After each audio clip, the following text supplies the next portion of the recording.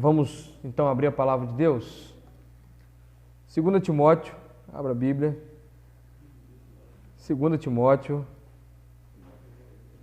capítulo 1, versículo 3. O tema da nossa reflexão é: eu estou orando por você, né? Eu estou orando por você. 2 Timóteo, capítulo 1, versículo 3.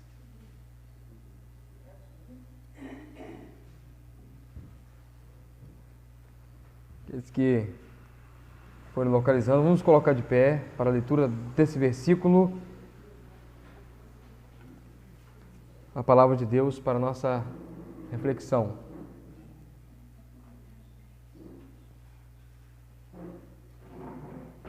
Está aqui na tela, uma boa letra também, aqueles que quiserem assim podem acompanhar. Diz assim a palavra de Deus. Vamos ler todos juntos, irmãos? Vamos ler juntos, forte, no 3. 1, 2, 3. Dou graças a Deus, a quem sirvo com consciência limpa, assim como serviram os meus antepassados, ao mencionar-te sempre em minhas súplicas, noite e dia. Amém. Podeis assentar. Estou orando por você, né? Você, aí, olha aí para o irmão que está do seu lado aí, fala aí com ele. Eu estou orando por você, irmão.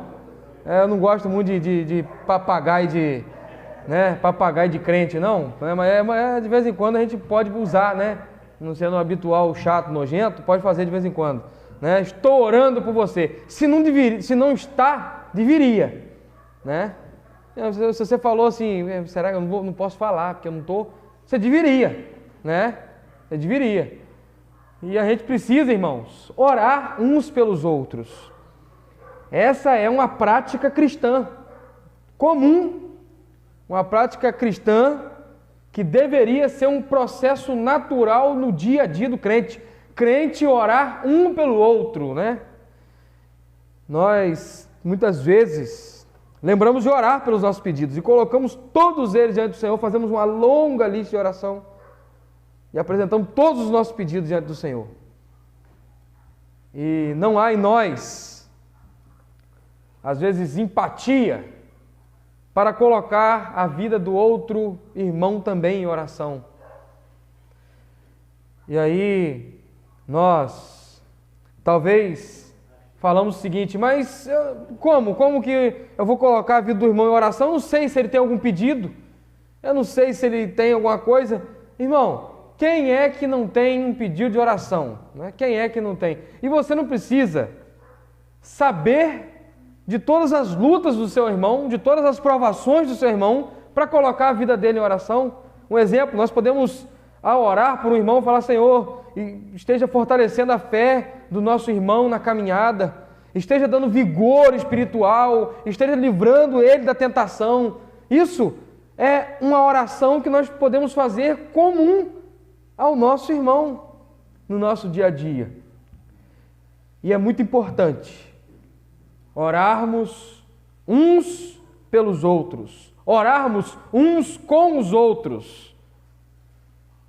Muitas vezes, nós precisamos aprender, na nossa vida diária de oração, a orar por alguém, mas muito do que nós vivemos hoje está aquém de ter uma vida de oração com o outro.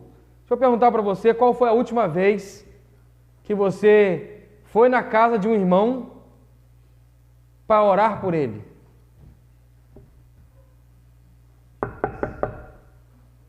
Boa noite. Opa, eu não estava te esperando, não vim aqui te incomodar não. Pode ficar tranquilo, seu Valtinho, que eu não vou mexer na sua carne de porco da lata não. Eu só vim aqui orar pelo Senhor. Eu só vim aqui orar com o Senhor. Boa noite, tudo bem? Beleza? Joia, chega aí. Não, rapidinho, eu só vim aqui orar com você.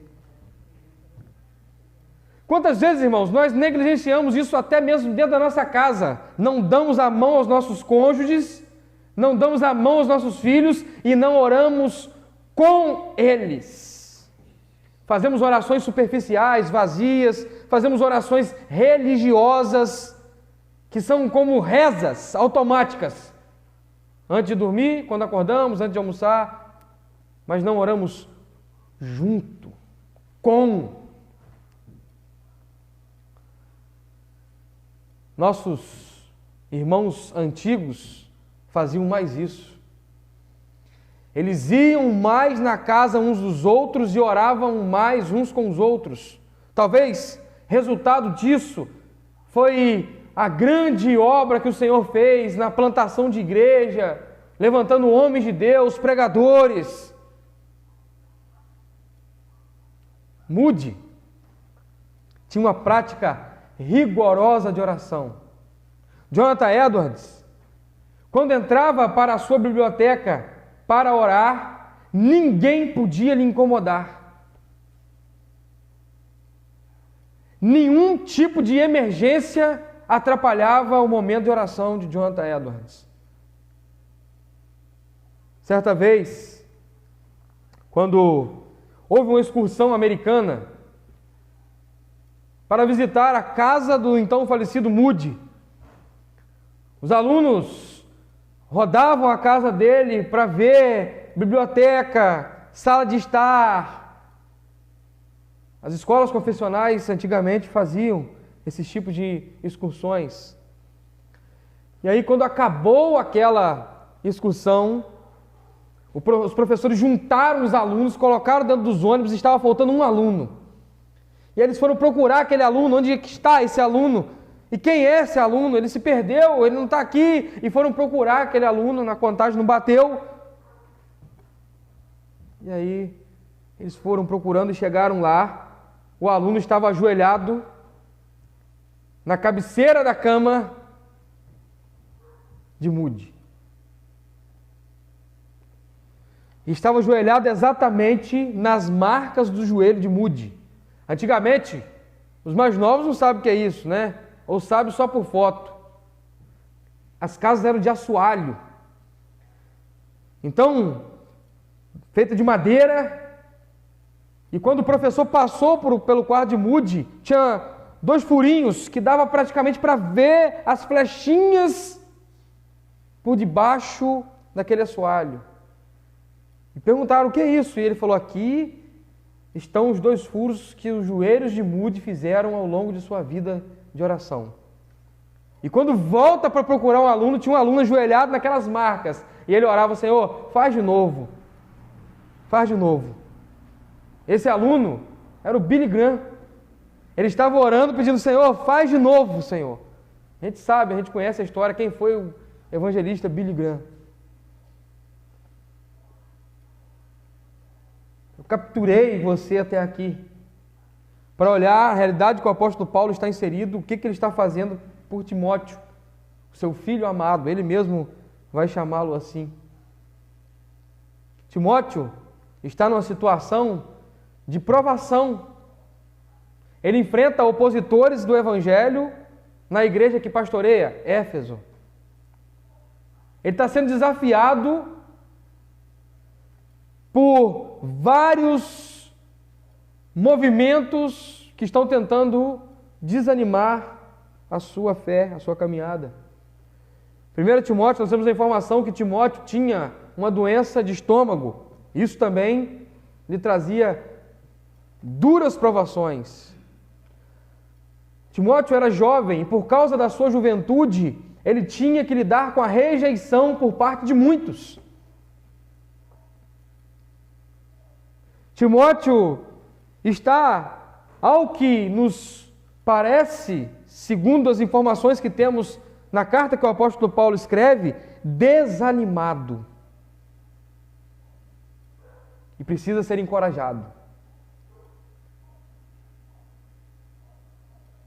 Paulo, por sua vez, está preso em Roma. Informação que o texto nos dá no versículo 16 do capítulo 1. O Senhor conceda misericórdia à casa de Onéforo, porque muitas vezes ele me recriou e não se envergonhou das minhas algemas. Antes, vindo a ele a Roma, diligentemente me procurou e me achou. Está preso. Nós temos a informação que Paulo, além de estar preso, ele já passou pelo julgamento em primeira instância. Ele foi julgado em primeira instância. Capítulo 4, versículo 16. Ninguém me assistiu na minha primeira defesa. Antes todos me desampararam.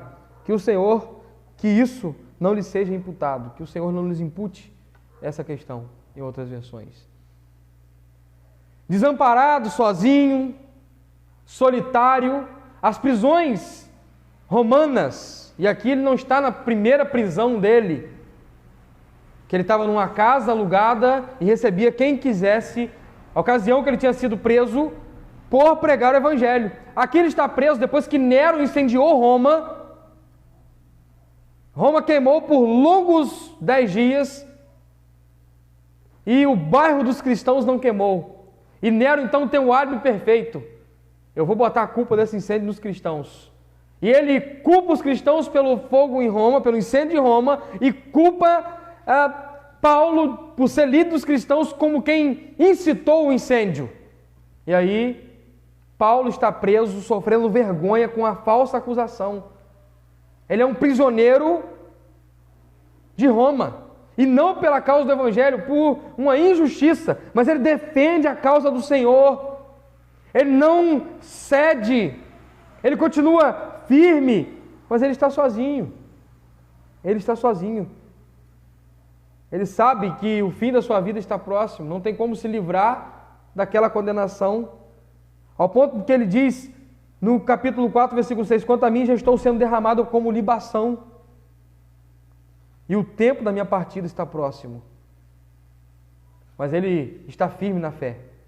Ele está firme, seguro do Deus, seguro em Deus, num Deus que ouve as suas orações e lhe sustém com a sua forte mão.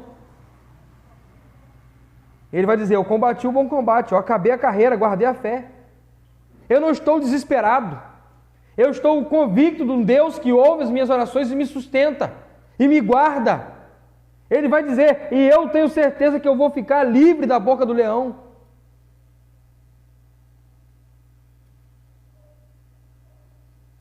Agora, dentro dessa ocasião, nesse contexto, o apóstolo Paulo, ao pensar em Timóteo, versículo 4 do capítulo 1 diz isso, lembrando-me. O apóstolo Paulo se lembra de Timóteo, aquele que está recebendo o bastão da fé das mãos de Paulo para dar sequência à pregação do evangelho, ao crescimento da igreja, porque essa carta é a última carta escrita pelo apóstolo Paulo. Depois dessa carta, 64 depois de Cristo, não aparece mais apóstolo Paulo em registro bíblico e histórico. Ele acabou. Aqui, o último registro, a última aparição de Paulo.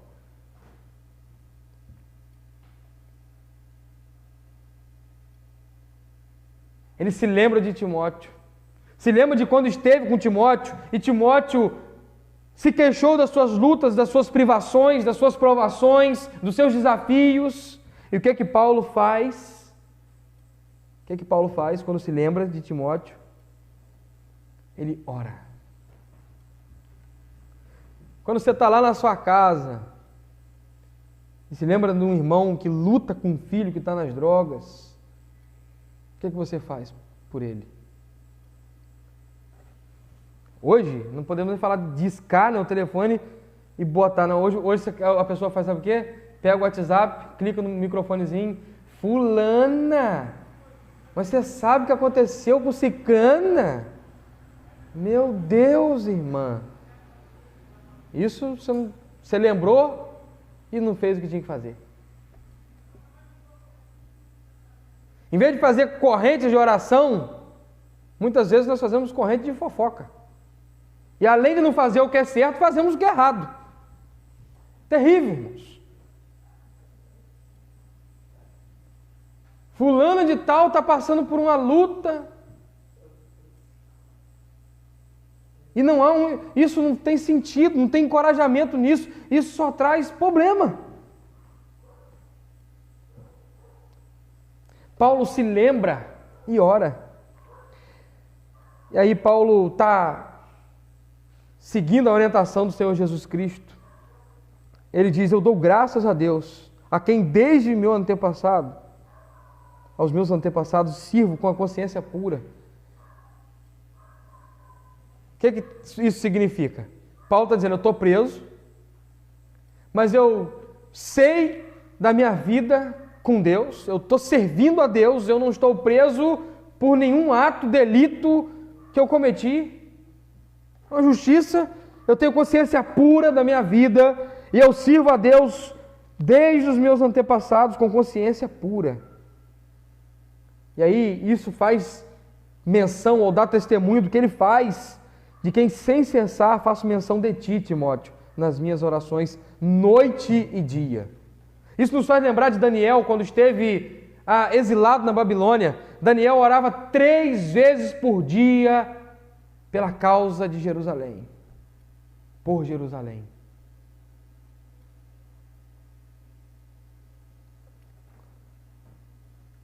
Ter um cronograma de oração, ser dedicado em oração, parar um tempo do dia para orar. Nós precisamos aprender a orar e ter, irmãos, um compromisso de oração. E ter um despertador de oração. Nós botamos alarme para despertar para tanta coisa, para ir na academia, para assistir um jogo, botamos alarme para tudo. Para acordar, para ir trabalhar. Nós precisamos também criar um hábito de ter uma rotina saudável de oração, irmãos. E é isso mesmo, é um exercício, é demarcar a hora e ter aquela hora como santa, parar tudo. É qual a hora que dá para fazer, que momento que dá para fazer.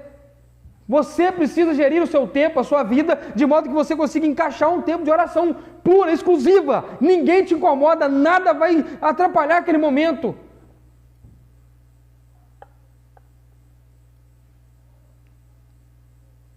Uma masmorra, irmãos, prisão de Roma, molhada. Não sei se os irmãos sabem, mas assim eram as prisões molhadas, úmidas, onde muitas vezes o prisioneiro não precisava nem chegar à condenação depois da sua prisão. Ele ficava ali, ele morria, ele pegava uma doença úmida, cheia de fungo, um monte de doença. Tanto que Paulo está sentindo frio, que ele fala: quando vier, traz a capa que deixei em Trode. Ele está se sentindo frio. Para que você quer uma capa? Frio.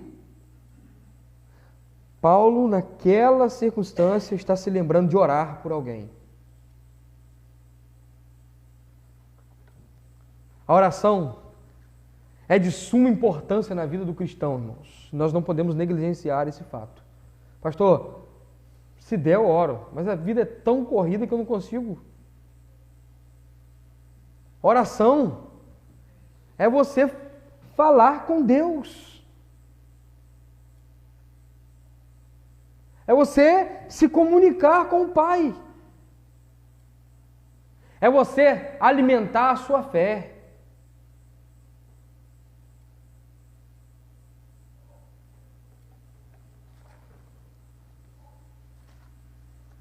A oração é tão importante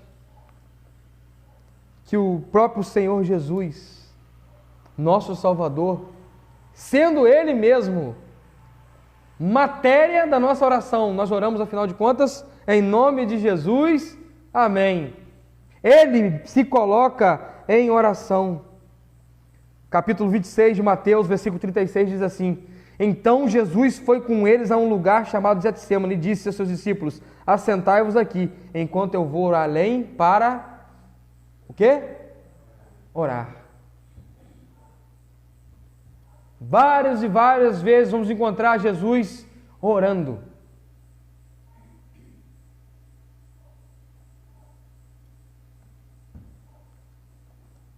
Ele não precisava orar.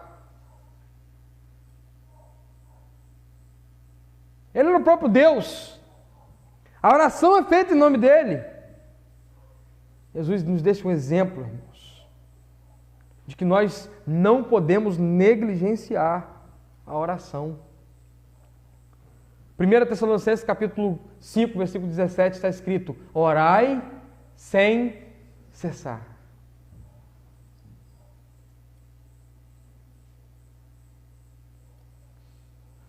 Jesus ascende aos céus. Logo na sequência de Atos, capítulo 1, capítulo 2, capítulo 3, aparecem os apóstolos fazendo o quê? Orando. Antes da descida do Pentecostes, eles estavam todos reunidos no templo orando.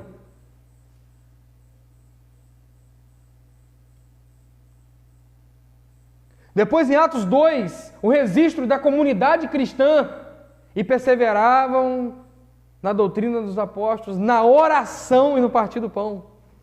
2,47.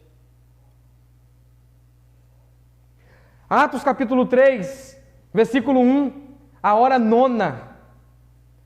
Pedro e João subiam ao templo para oração.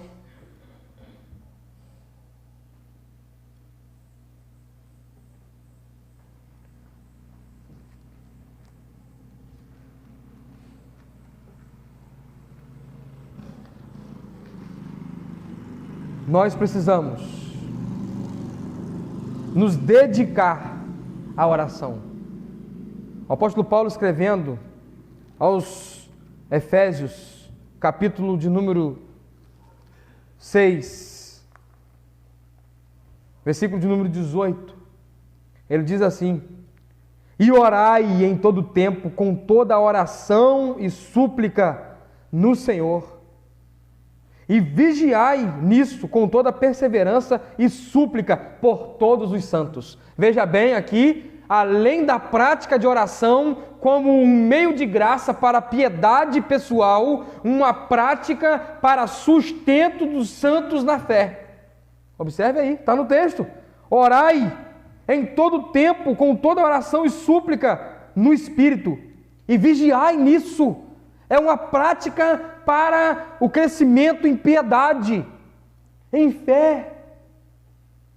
Mas ele diz também, com toda perseverança e súplica por todos os santos. Seja zeloso, diligente, dedicado, tenha afinco com essa questão. Não só por você, não seja individual. E nós aprendemos que a oração não é um movimento individual quando o Senhor Jesus nos ensina a oração do Pai Nosso, irmãos. Vós, quando orardes, orai assim. E aí ele vai nos ensinar, né, a pedagogia da oração. Pai, o quê? Nosso. Pão, o quê? Nosso. Venha a mim? Não, venha a nós. Olha aí. Está entendendo, irmãos? A importância de você orar e de você orar por alguém, com alguém.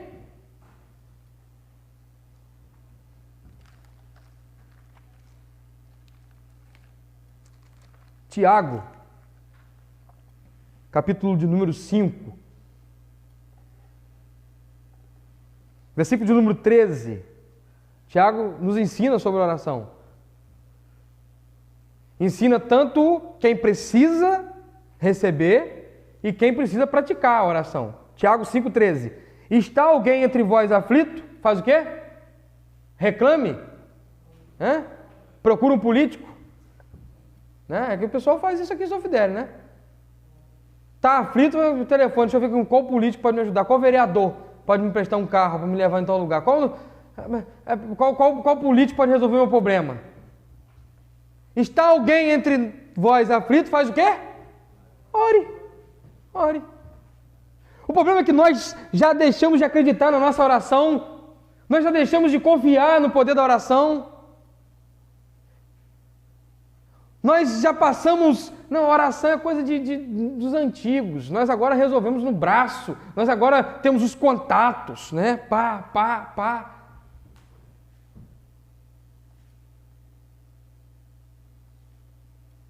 A igreja quer comprar um terreno? Quer, então o que a gente tem que fazer? Orar. São José quer definir a situação lá? Quer? Não quer? O que é que nós temos que fazer então, irmãos? Orar. Vamos orar. Vamos ver o que Deus vai responder a gente. Por quê? Deus não mudou. A maneira de falar com Ele não mudou. Sabe quem mudou, irmãos? Quem mudou fomos nós. Nos tornamos incrédulos. E muitas vezes nos tornamos como gentios, como aqueles que não confiam no poder do Senhor. Nós fazemos da oração momentos de rezas automáticas, prontas. Não expressamos o nosso coração, não falamos das verdades, não pensamos no nosso próximo. Simplesmente, livrinho, prática, está feito. Deus, é isso aí mesmo. Está vindo a conferência da igreja. Nós queremos ver almas convertidas na conferência da igreja? Sim ou não? Sim. O que é que nós temos que fazer? Orar. E convidar também, né? Claro. Convida também, né? Convida. Vai na rede social, no WhatsApp, bota aquele cartaz para circular, manda para todo mundo. Seja enjoado. Deixa as pessoas virem. Que bicho enjoado. Eu vou lá porque ele me enjoou tanto. Deixa ele vir porque você enjoou ele. Não tem problema. Quando ele chegar aqui, o Espírito Santo age, toca no coração dele, se converte, ele se rende, se arrepende e crê e é salvo para a glória de Deus. Tem problema de chamar de enjoado. Não pode chamar de enjoado você ficar compartilhando negócio de política, né? Nos grupos da família, enchendo na política. Isso que é o cara chato. Aí sim é chato. Futebol, né? Fluminense deu 4 chocolates no Flamengo. Aí o cara toda hora. Aí não, irmão. Agora, se o cara te chamar de chato porque você está compartilhando coisa de igreja, amém, não tem problema. Compartilhar coisa direita de igreja também, não compartilhar maluquice, não. Nós precisamos resgatar o valor da oração e praticá-lo. Ainda, Tiago dizendo no capítulo 5, versículo 14: Está alguém entre vós doente? Chame os presbíteros da igreja e orem sobre ele, ungindo com óleo em nome do Senhor. Fazer o quê? Chamar os presbíteros. Os presbíteros vão lá e vão fazer o quê? Orar. Tem uma prática de oração. E aí, eu não tinha percebido isso. Quase todas as vezes que aparece oração, não aparece a oração no contexto individual. Desde o primeiro texto de Mateus que eu li, Jesus está indo com os discípulos e ele vai orar.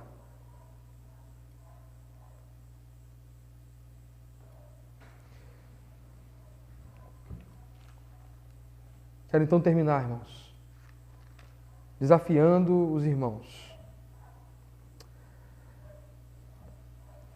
a criar uma rotina inflexível de oração, firme. Ore pelas suas causas. Sim. É pecado? Então, pastor, é pecado orar? Não, meu irmão. Ore pelas suas causas. Mas tenha empatia ao orar. Olhe para o lado.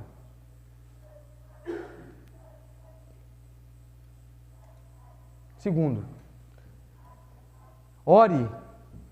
Até quando, pastor? Vou orar até quando?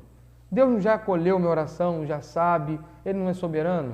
O que eu vou orar? Ore para que você seja exercitado. A oração é um meio de graça para exercitar sua fé. Nós não temos oração poderosa e não acreditamos em oração poderosa. Não existe isso não, né? Teve uma fase em São Fidélis aqui, que fase terrível. Que fase doida. Um monte de crente antigo,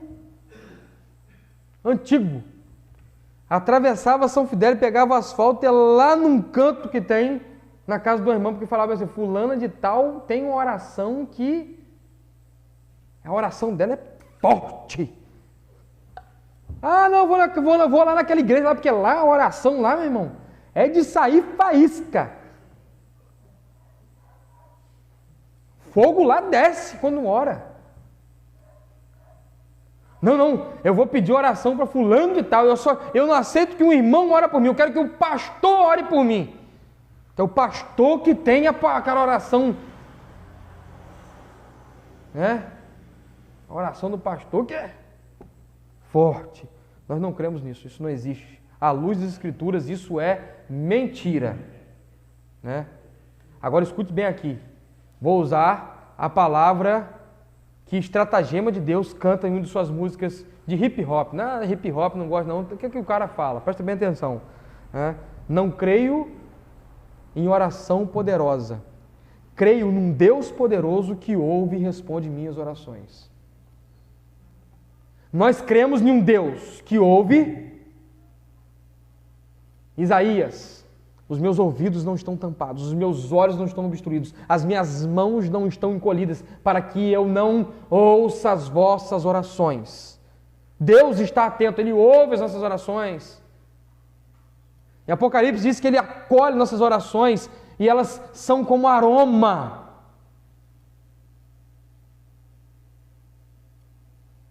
Ele é que é poderoso, nós cremos num Deus poderoso que ouve e responde oração. Exercite-se em oração. Vá lá e ore. Insista. Quando Jesus acabou de ensinar como orar, Ele ensinou como insistir em oração. Batei, batei e abri-se-vos-á. Pedi, pedi e dá-se-vos-á.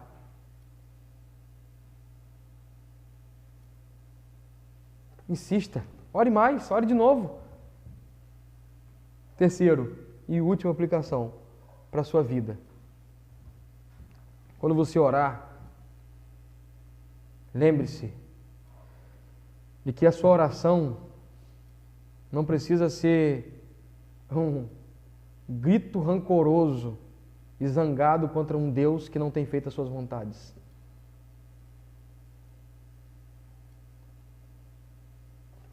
O que Paulo está falando aqui? Eu dou graças a Deus. Ele abre dizendo assim, eu estou orando, mas eu estou orando com uma ação de graça. Reconheça Deus, a sua bondade na sua oração. Afinal de contas, tenho certeza que todos nós aqui temos muito mais do que merecemos. Estamos muito melhor do que merecemos. Isso é graça. Não esqueça de dar graças. Reconhecendo a bondade do nosso Deus. Na sua oração, nessa terceira aplicação, entenda de que fazer pedidos não significa dar ordens a Deus. Eu escutei um cara orando uma vez e depois eu falei, rapaz, não pode, esse cara é muito corajoso. Senhor Deus e meu Pai, se eu tenho crédito contigo, meu Deus, que crédito que nós temos com o Senhor. Nós somos miseráveis, depravados.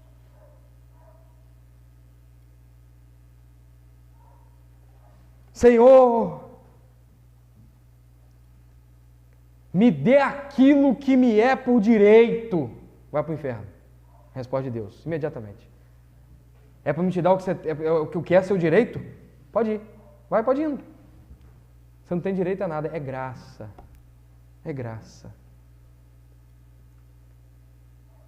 Rendição, contrição, ação de graça,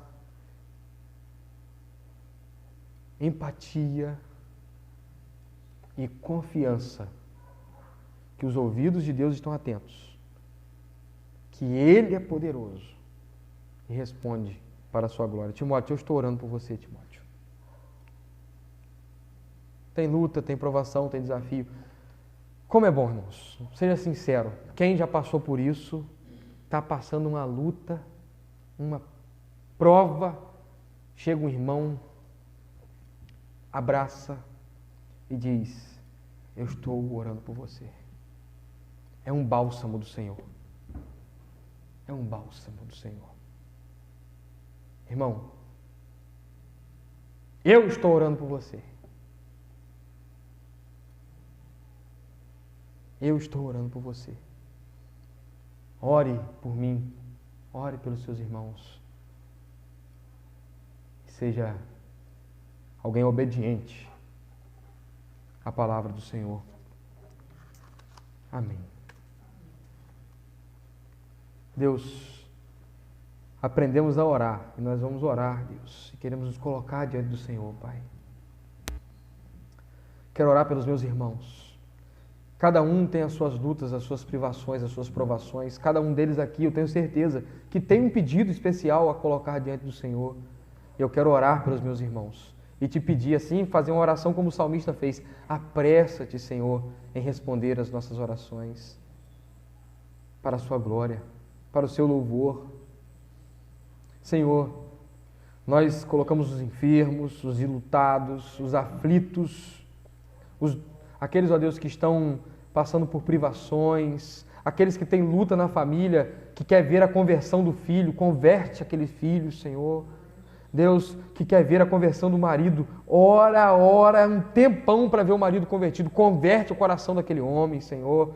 Aquele que ora um tempão para ver a conversão do seu irmão, Deus, converte aquele coração, Senhor.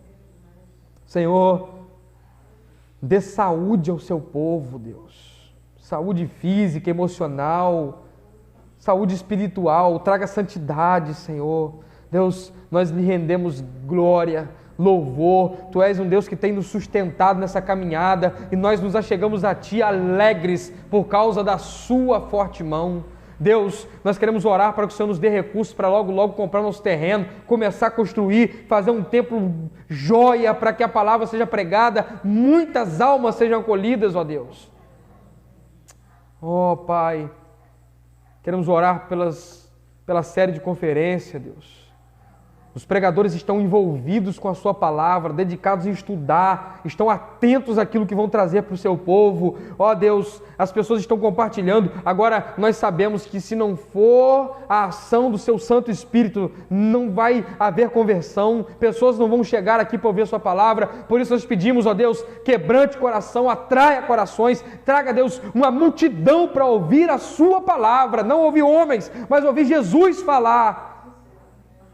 Pessoas para se arrependerem, pessoas que vão se quebrantar e dizer: Senhor, eu me rendo, eu quero te servir, eu quero ser batizado, eu quero seguir o Evangelho. Ó Deus, cuide, Deus, da causa da nossa querida igreja de São José, Pai. Resolva isso tudo, Deus, com a sua orientação, com a sua direção, com as portas que o Senhor abre, com as portas que o Senhor fecha. Resolva, Deus. Em nome de Jesus. Pai bendito, nós oramos para que o Senhor possa abrir portas, para que o Senhor possa, Deus, providenciar recursos, providências, Senhor, para o seu povo, Pai. Ó Deus, aquela causa de preocupação, que não sabe como resolver, que o Senhor responda, que o Senhor resolva, em nome de Jesus, ó Pai.